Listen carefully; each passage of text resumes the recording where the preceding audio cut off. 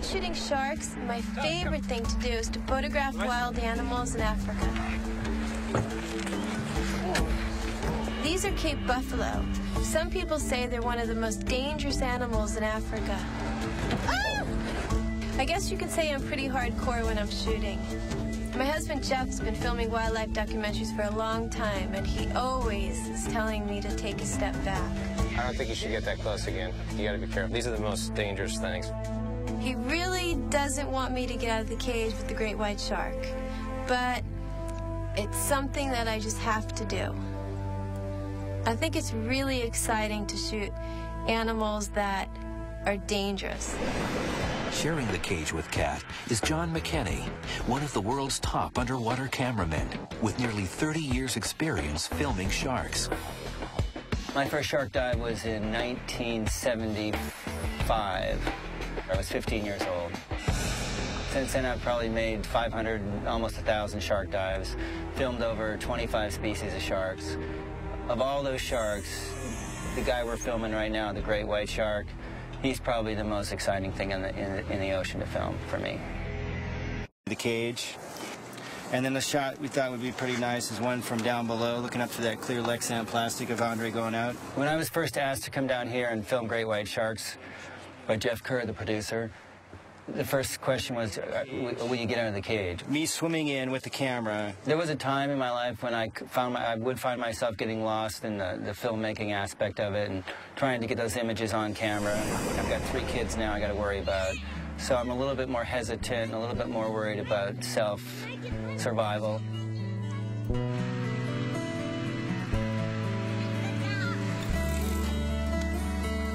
The biggest question I've asked myself is, am I being irresponsible by getting outside of the cage with a great white shark?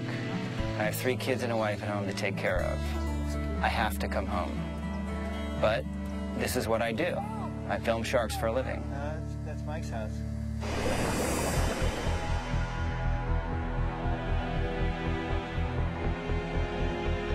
I already hang out of the cage. And the reason I do that is I really think that they don't understand how a door works. Sure, they can crash into the cage. That's a little different than actually getting out into open water with this animal that can come at any angle and take you away. If Andre has my back, I feel confident, or at least I feel that the risk factor has come way down. It's the experience factor and what it's like to be in the water and know that at all times, from all angles, you can get hit. Now, if the animals are totally jacked up, swimming double speed, it's a different story. Then you got to sit back and watch for a while and say, let's get them slowing down a little bit. And they start to slow down a little bit. I start to feel a little bit more comfortable. A white shark is just like a missile, and you can't stop it, you can't fend it off. If it wants you, it's taking you, period. That's how it's going to work. If it wants you, it's taking you.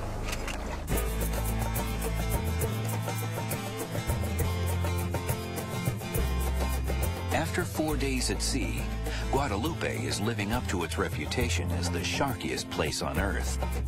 So far, getting out of the cage has been nearly impossible. So the team takes a fishing break.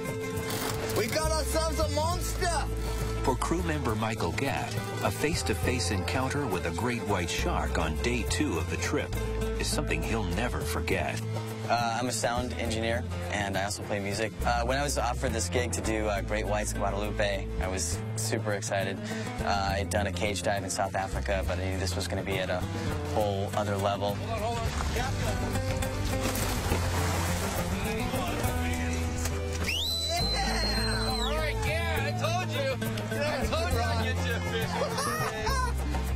I've worked with wildlife before and had a few close calls in Africa, but this was probably the closest.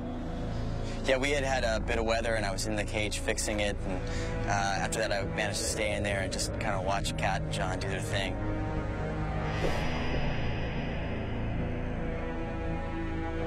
We had 3 whites in the water at the time, and their blood was way up. We were chumming, and the water was baited.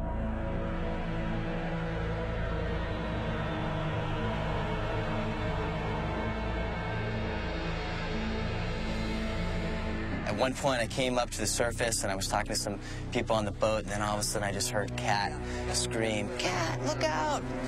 Right out, you Cat. Watch out, watch out. Yeah, watch out! You're all right. You're all right. Attaboy. Woohoo! Attaboy. Thanks, man. Dude, make sure all your bars are all synced up. Take this rope, please. I looked in front of me, and just jaws right in my face. If the top of the cage hadn't been just so, I may not be here. I did not have time to be scared, not until afterward, when I started to think about what had happened, and then we actually looked at the video. Because the thing is with the other sharks in the water, even though I may have had an escape route, even if I could have even gotten that far to getting out of the cage, I would have had 2 other whites on me. So there was really nowhere to go. I mean, in the context of what Andre does, maybe not that big of a deal, but for me, it was really intense.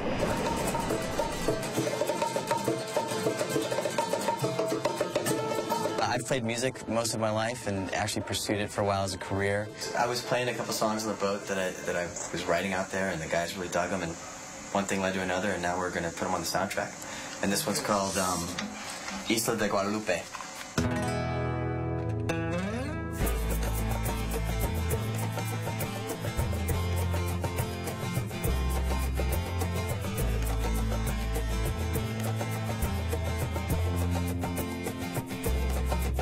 As Michael Gatt plays on into the night, the tired divers rest below, looking forward to tomorrow when Andre Hartman will again exit the cage and lead cameraman John McKenney on his first dive in open water.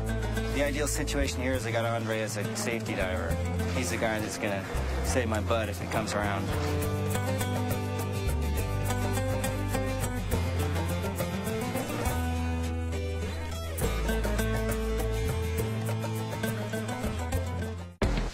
While the divers worry about protection from sharks, one member of the team is at Guadalupe to protect the sharks from humans. Sean Van Summeren believes the island's great whites could be in trouble if targeted by shark fishermen. These sharks are big and bold, will approach boats, and with a harpoon and a rifle, there's really not much of a contest. Despite the shark's reputation, their boldness and curiosity make them really vulnerable. Like the rhino for its horn, the white shark is hunted for its fins. Sean will collect DNA samples from the sharks, evidence that could help bust illegal fishing.